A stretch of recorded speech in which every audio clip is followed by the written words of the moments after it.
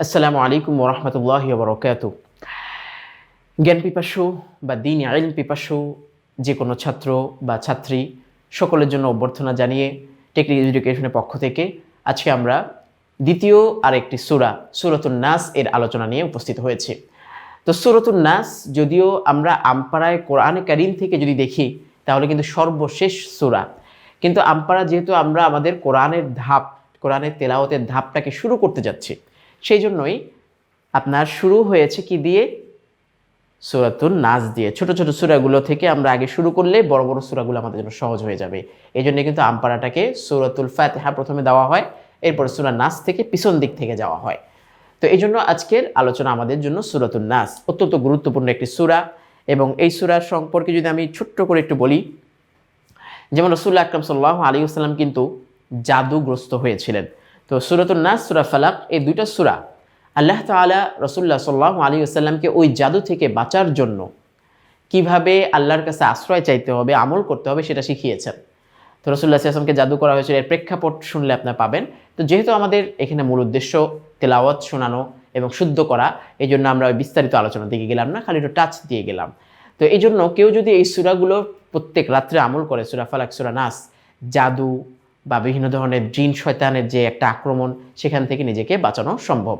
ইনশাআল্লাহ আমরা চেষ্টা করব আমলটা করতে। তো আমরা শুরু করি। প্রথমত সূরাতুন নাস এখানে লেখা রয়েছে, এরপরে মক্কায় অবতীর্ণ, যেহেতু সূরাটা মাক্কি, আয়াত সংখ্যা তার 6 আর রুকু সংখ্যা 1। তো রুকুর ব্যাখ্যা আমরা সূরাতুল ফাতিহার মধ্যে দিয়ে দিয়েছি। এখন আমরা মূল সূরা শুরু করি। বিসমিল্লাহির রহমানির রহিম। তো আমাদের তেলাওয়াতের মূল অংশ কোনটা? তাজভিদ। তাজভিদ যেন আমাদের ঠিক থাকে, তথা শুদ্ধতা, সৌন্দর্য সেটা যেন ঠিক থাকে। কুল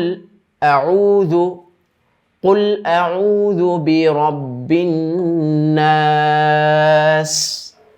কুল আউযু, এই যে এখানে কিন্তু অনেকে একটু বলতে তার অসুবিধা হয়, বারবার আমাকে একটা প্র্যাকটিস করতে হবে। হামজা এরপর আইন, আউযু বিরাব্বিন নাস। এই যে নাস আমরা বললাম, নাসের মধ্যে কিন্তু কয় আলিফ টান? 3 আলিফ টান। কারণ একদিকে হচ্ছে নুনে তাসদিদ হলে গুন্না হয়, ওয়াজিব গুন্না আমরা বলে থাকি। তো গুন্নাটা কেমন? বিরাব্বিন, এই যে ধরে রাখলাম, নাস কয় আলিফ? 3 আলিফ টান।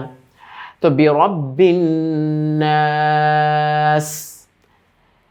ওয়াকফের সিস্টেম আমরা কিন্তু কায়দার মধ্যে জেনে এসেছি যে কোনো একটা হরফের সাথে যদি আমরা ওয়াকফ করি, তো সেই হরফটার মধ্যে জের, জবর, পেশ, দুই জের, দুই পেশ যাই থাকুক, তার মধ্যে কিন্তু জজম চলে আসবে। পার্থক্য শুধু একটা জায়গায়, যদি শেষ হরফে আলিফ থাকে, শেষ হরফে আলিফ থাকে, 2 জবর থাকে, তখন সেখানে 1 জবর পড়ে যায়, তারপরে 1 আলিফ টেনে থামতে হয়। সোজা কথায় যদি আমরা বলি, শেষ যেখানে আমরা থামবো সেখানে যদি মাদ থাকে তো টেনে থামতে হবে। এটাই শুধু পার্থক্য, আচ্ছা এছাড়া আর কোনো পার্থক্য নেই। প্রত্যেকটা হরফের মধ্যে আমরা জজম লাগিয়ে দিব। 1 নম্বর আয়াত আমাদের শেষ। মালিকিন নাস, ইলাহিন নাস। ইলা খারা জবর, 1 আলিফ টান, তাই না? 1 আলিফ টেনে আমরা থামবো, যেটাকে আমরা কি বলি? মাদের হরকত বলে থাকি। মিন শাররিল ওয়াসওয়াসিল খান্নাস। আমি আবার বলছি, মিন শাররিল ওয়াসওয়াসিল খান্নাস। এখানে কয়েকটি বিষয় লক্ষণীয়। যেমন নুন সাকিনের নিয়ম আমরা পড়েছিলাম। পড়া সুন্দর করার কিন্তু অন্যতম একটা জায়গা নুন সাকিনের কোথায় গুন্না আছে, কোথায় গুন্না নেই। তো নুন সাকিনের পরে এখানে আমরা কি পাচ্ছি? শিন পাচ্ছি। এখন নুন সাকিনের যে নিয়মগুলো 4টা, ইকলাব, ইদগাম, ইজহার, ইকফা। এখন সেখানে আমরা দেখতে পাচ্ছি যে ইজহারের হরফ 6টার কোনোটা নেই, ইদগামের হরফ 6টার কোনোটা নেই, ইকলাবের হরফ একটি বা সেটাও নেই, আছে কি? শিন। তো শিনটা হচ্ছে ইকফার 15 হরফের একটি। সেই জন্য ইকফা মানে কি? নাকের ভিতর লুকিয়ে গুন্নার সাথে পড়া। এই জন্য আমরা এখানে ধরে ফেললাম এভাবে, মিউ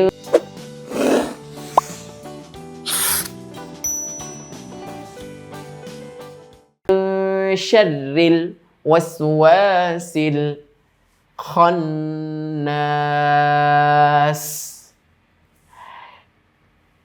পঞ্চম আয়াত, আল্লাযী ইউওয়াসউইসু ফি সুদুরিন নাস। এই শব্দটার মধ্যে অনেকেই উচ্চারণে একটু ভুল করে ফেলে। ইউওয়াসউইসু শব্দটা আমি আবার বলছি, ইউওয়াসউইসু, ইউওয়াসউইসু, প্র্যাকটিস করব বারবার। ফি সুদুরিন নাস, এরপরে মিনাল জিন্নাতি ওয়ান নাস, মিনাল জিন্নাতি ওয়ান নাস। প্রথম প্রথম অনেকের কাছে এরকম টেনে পড়ে যাওয়া ধারাবাহিক পড়াটা খুব কঠিন মনে হয়, তখন আমরা কি করি, এভাবে বুঝাই যে অবশ্যই শব্দ শব্দ। যেমন এখানে আমরা পড়লাম কি, কুল আউযু, এই যে ভেঙে ভেঙে শব্দগুলো পড়লাম। প্রথম প্রথম আপনি ভেঙে ভেঙে পড়ুন, পড়তে পড়তে একটা সময় কিন্তু আপনার সে চালু হয়েই যাবে। ভেঙে ভেঙে পড়ে মিলিয়ে আবার একসাথে পড়ার চেষ্টা করেন কয়েকবার।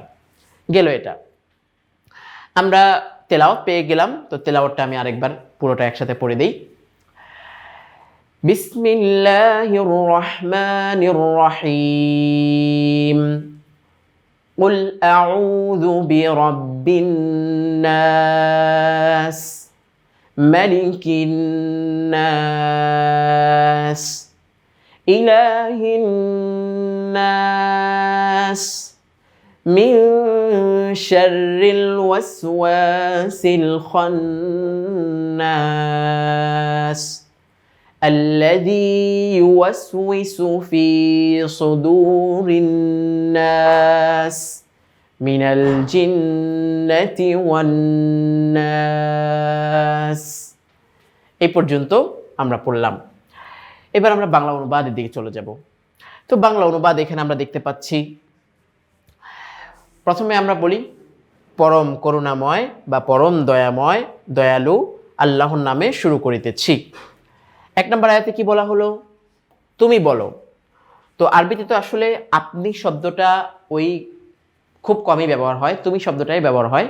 আর আপনি এটা কিন্তু কোনো শব্দ দিয়ে বোঝানো হয় না, ওটা হচ্ছে কথার ধরন দিয়ে বোঝানো হয়। আমাদের যেমন আপনি শব্দটা আলাদা আছে, আরবিতে কিন্তু আলাদা নাই। এই যে কুল এখানে মানে কি, তুমি পড়ো। তো এখানে তুমি পড়ো, আল্লাহ যেহেতু রসুলকে বলছেন, তুমি সম্বোধন করা যায়, কোনো সমস্যা নেই। আচ্ছা, তো তুমি বলো, আমি আশ্রয় প্রার্থনা করিতেছি সমস্ত মানুষের প্রভুর নিকট। তো এই যে বিরব্বিন নাস, আমরা আশ্রয় প্রার্থনা করব কার কাছে, মানুষের প্রভুর নিকট। দুই, সমস্ত মানুষের বাদশাহের নিকট।